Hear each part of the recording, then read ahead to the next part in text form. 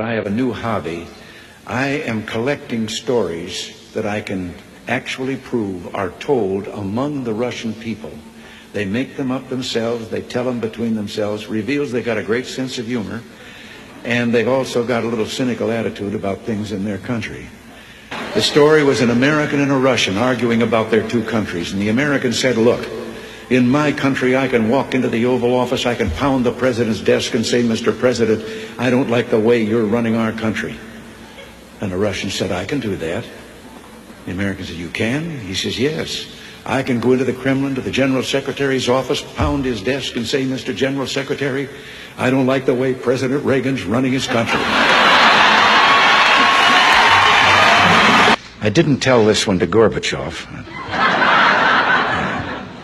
You know, there's a 10-year delay in the Soviet Union of delivery of an automobile.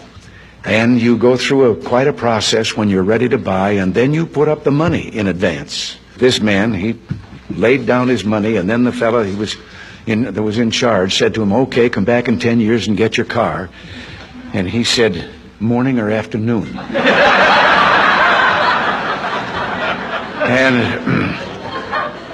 And the fellow behind the counter said, well, 10 years from now, what difference does it make? And he said, well, the plumber's coming in the morning. Less than one family out of 7 in the Soviet Union owns an automobile.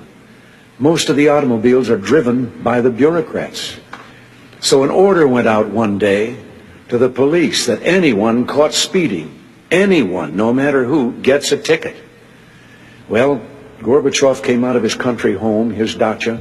He was late getting to the Kremlin. There was his limousine and driver waiting. He told the driver to get in the back seat, he'd drive, and down the road he went. They passed 2 motorcycle cops. One took out after him. And pretty soon he's back with his buddy, and his buddy says, well, did you give him a ticket? And he said, no. Well, he said, why not? Oh, he said, it's too important. Well, he said, we're told to give anybody a ticket, no matter who it is. Oh, he said, no, this one was, well, he said, who was it? He said, I couldn't recognize him.